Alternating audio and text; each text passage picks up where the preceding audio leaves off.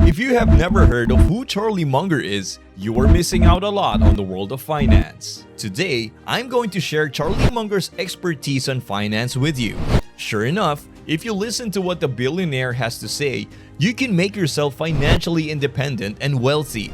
Munger has been Buffett's closest business partner and right-hand man for about 4 decades. And he has played a significant role in turning Berkshire into what it is now, a $700 billion firm. Sure enough, he meets the criteria for your rich millionaire and has a bank account full of zeros. Number 1. Get your first $100,000. According to Charlie Munger, earning the first $100,000 is incredibly difficult. Building wealth takes time and work, especially in the beginning. Most people consider saving the first $100,000 to be a big accomplishment. That is because having nothing means having no money, and doing anything to help you grow wealthy will help you become richer. Because you lack starting capital, every dollar you invest must come from your paychecks.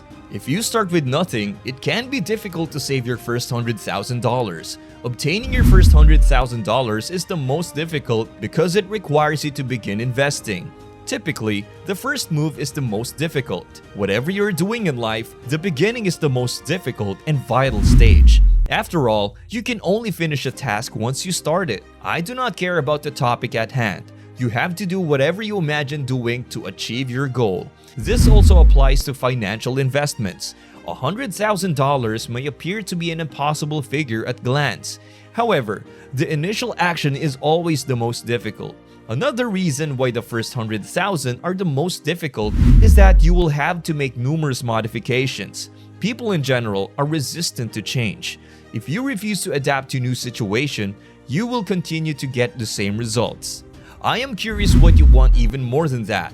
The security of the known or the thrill of the first $100,000?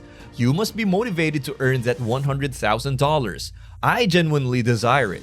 You must want it so deeply that you are willing to change your entire life and routine. The well-worn path may provide comfort. This easiness, though, is what is holding you back. Besides, the only thing that stays the same is change. Get comfortable with it. You will need to drastically change your lifestyle to accomplish this. You should start saving and investing at least half of your income instead of spending it all. Not only that, but you will need to acquire a craving for stocks, as many people do for other types of physical riches. In other words, investors should regard the stock market to be the finest store and stocks to be the best merchandise. People will move their focus away from buying for and learning about new consumer products and toward learning about and investing in stocks. However, if you have saved at least 6 figures, you can reinvest the profits from your acquired assets. The total of your account balance will include more than just your personal money. You will need to save as much to obtain your next $100,000, since the money you have already invested will create wealth without any further support from you. As Charlie Munger points out, it is fine to take your foot off the throttle once you have made your first $100,000.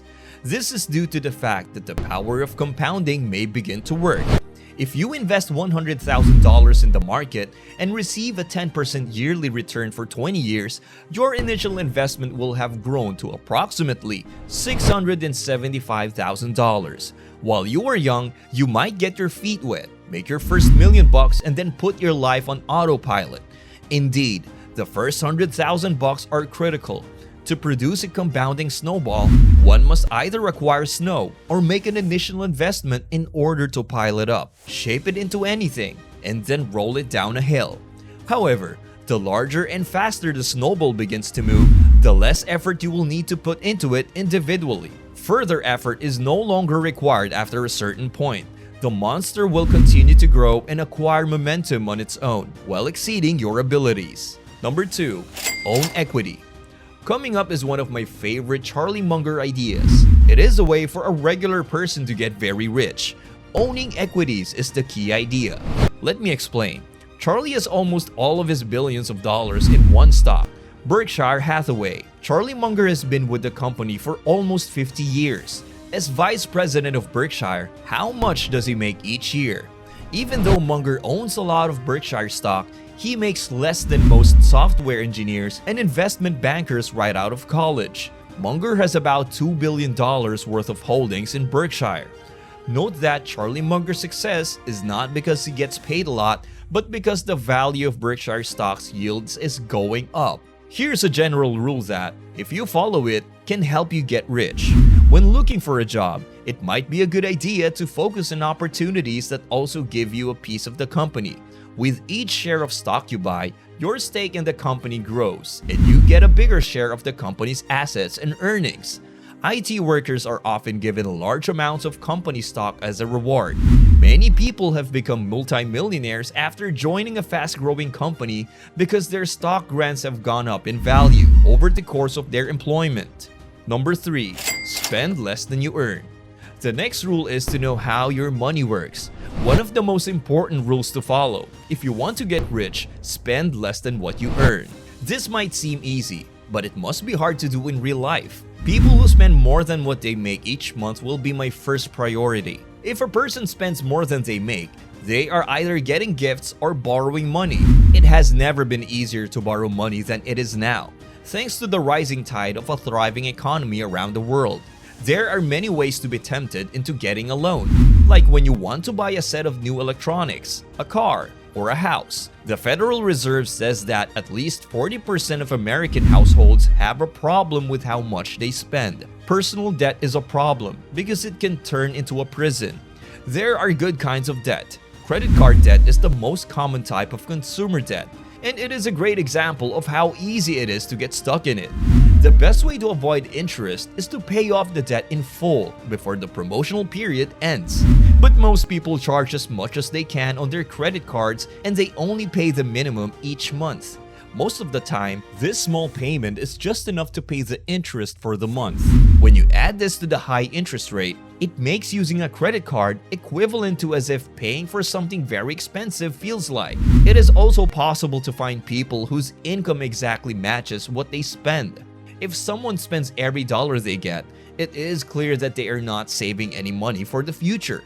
This means that they will probably need a loan to pay for the expensive things like furniture or travel. Because of this practice, it will be hard, if not impossible, to get ahead financially. Number 4. Diversification.